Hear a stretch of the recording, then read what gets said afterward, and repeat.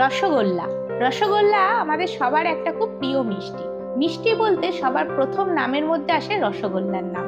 এই রসগোল্লা খুব জনপ্রিয় একটা মিষ্টি, আর কলকাতার রসগোল্লার তো ব্যাপারই আলাদা। তো আমি আজকে আপনাদের দেখাবো কি করে নরম স্পঞ্জি কলকাতার দোকানের মতো রসগোল্লা আপনিও বাড়িতে বানাতে পারবেন।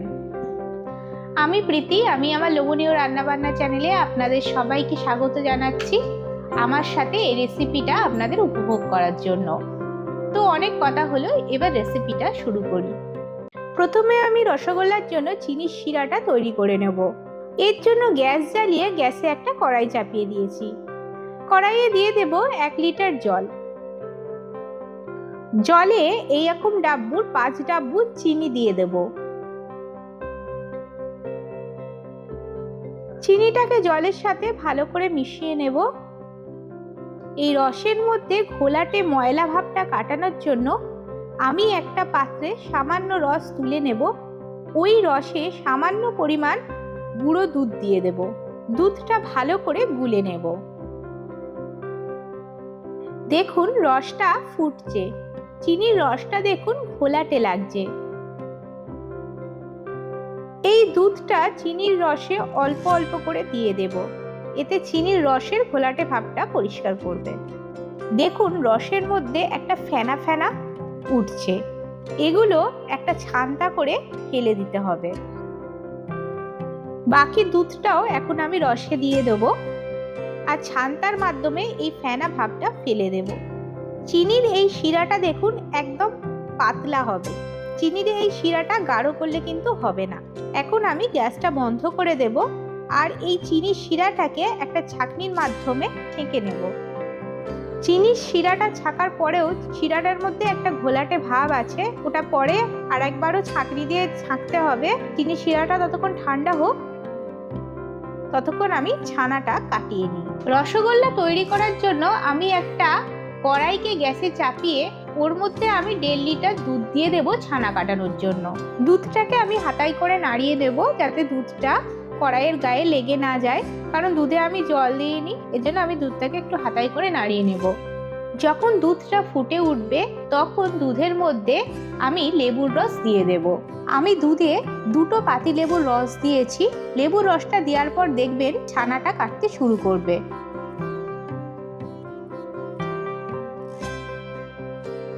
দুধটাতে ছানা কাটতে শুরু করেছে।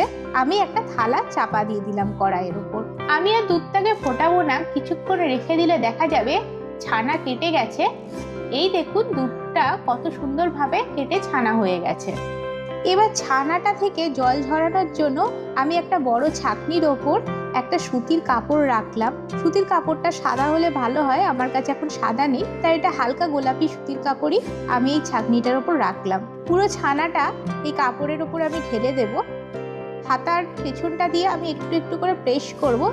দেখুন ছানার জলটা ঝরে যাচ্ছে। ছানাটা আমি লেবু দিয়ে কাটিয়েছি, তাই ছানাটার মধ্যে যাতে কোনো টক ভাব না থাকে, এর জন্য আমি জল দিয়ে ছানাটাকে ধুয়ে নেব।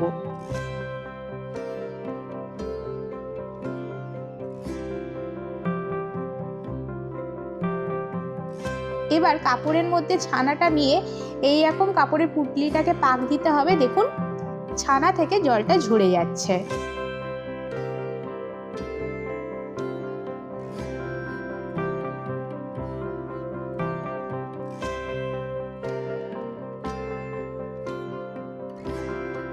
এখন আমি এই কাপড়ে মোড়া ছানাটার ওপর একটা ভারী কিছু রেখে দেব, যাতে ছানাটার মধ্যে যে জলটা থাকবে সেই জলটা যাতে ঝরে যায়।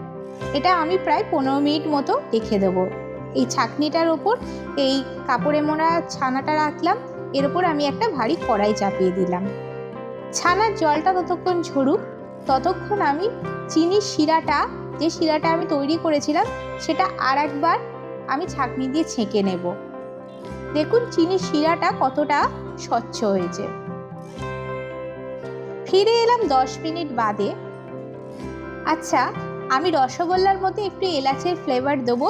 এর জন্য আমি এলাচের বীজগুলো দেখুন গুঁড়ো করে নিয়েছি, এতে সুন্দর একটা ফ্লেভার আসবে। আমি এই গুঁড়ো এলাচের বীজটা এই থালার মধ্যে রাখছি, পরে আমি এটা ছানার সাথে মেশাবো। আর এলাচের এই খোসাটা আমি যে চিনির শিরাটা তৈরি করে রেখেছিলাম তার মধ্যে দিয়ে দিচ্ছি। এবার আমি এই কাপড় থেকে ছানাটা বার করে নিয়ে একটা থালায় রাখলাম।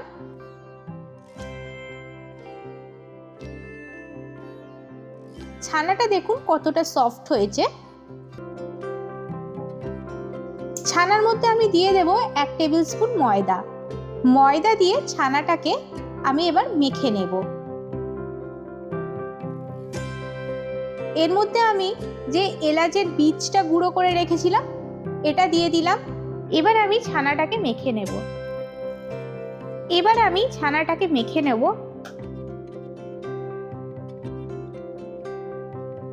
আচ্ছা, এখানে একটা কথা বলে দিচ্ছি, ছানাটাকে কিন্তু মাখতে হবে হাতের তালুর সাহায্যে। হাতের তালুর মাধ্যমে এইভাবে কিন্তু ছানাটাকে মাখতে হবে। আচ্ছা, আমি একটা কথা বলে দিই, ছানাটাকে কিন্তু মাখতে হবে হাতের তালুর মাধ্যমে। হাতের তালুর মাধ্যমে এইভাবে ছানাটাকে মেখে নিতে হবে।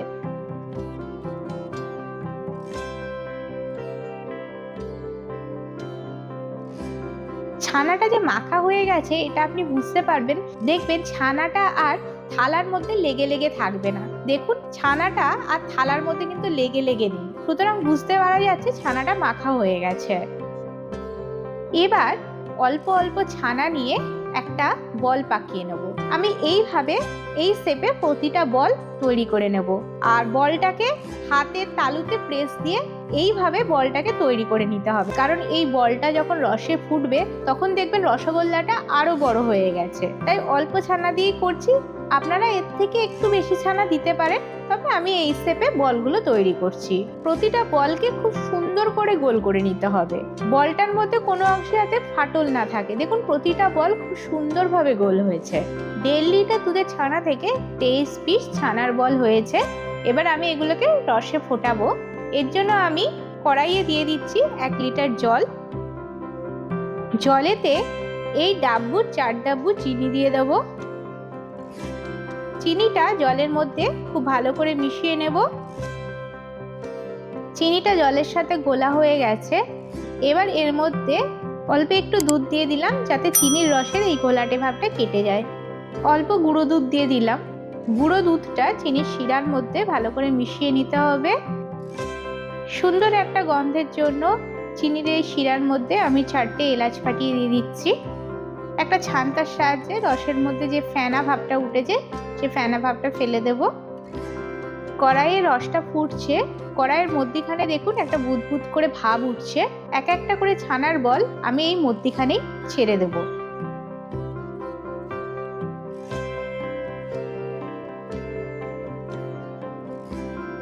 সবকটা ছানার বল আমি রসে ছেড়ে দিয়েছি। এখন আমি এই ছানার বলগুলোকে রসের সাথে 20 মিনিট ফুটতে দেব।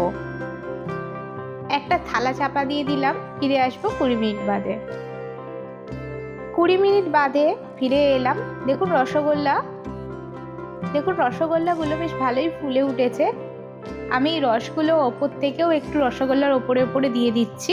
রসগোল্লাগুলো 20 মিনিট আমি রসে ফুটিয়ে নিয়েছি। এবার আমি গ্যাসটা বন্ধ করে দেবো। এবার আমি এক একটা করে রসগোল্লা নিয়ে আগে যে চিনির শিরাটা তৈরি করে রেখেছিলাম, যে পাতলা যে চিনির রসটা, সেই চিনির রসের মধ্যে দিয়ে দেব। আর এটাকে 8 থেকে 10 ঘন্টা রেখে দেব। দেখবেন 8 থেকে 10 ঘন্টা বাদে রসগোল্লা আরও ফুলে উঠেছে। আমি 10 ঘন্টা বাদে ফিরে এলাম। দেখুন রসগোল্লাটা কত সুন্দর ফুলে গেছে। আগের থেকে রসগোল্লাগুলো আরও বড় হয়েছে। তো এবার আমি একটা রসগোল্লাকে কেটে দেখাচ্ছি। দেখুন কত সুন্দর হয়েছে। আপনারাও এইভাবেই বাড়িতে তৈরি করুন রসগোল্লাটা। আর এই ভিডিওটা আপনাদের কেমন লাগলো অবশ্যই কমেন্ট করে জানাবেন। ভালো লাগলে একটা লাইক করে দেবেন, প্রচুর বন্ধুবান্ধবের সাথে শেয়ার করবেন। আর এখনও পর্যন্ত যদি আমার চ্যানেলটা সাবস্ক্রাইব করে না থাকেন, এই রকম নতুন নতুন রান্না পাওয়ার জন্য আমার চ্যানেলটাকে সাবস্ক্রাইব করে নেবেন। খুব শীঘ্রই ফিরে আসবো নতুন একটা রান্নার ভিডিও নিয়ে। নমস্কার।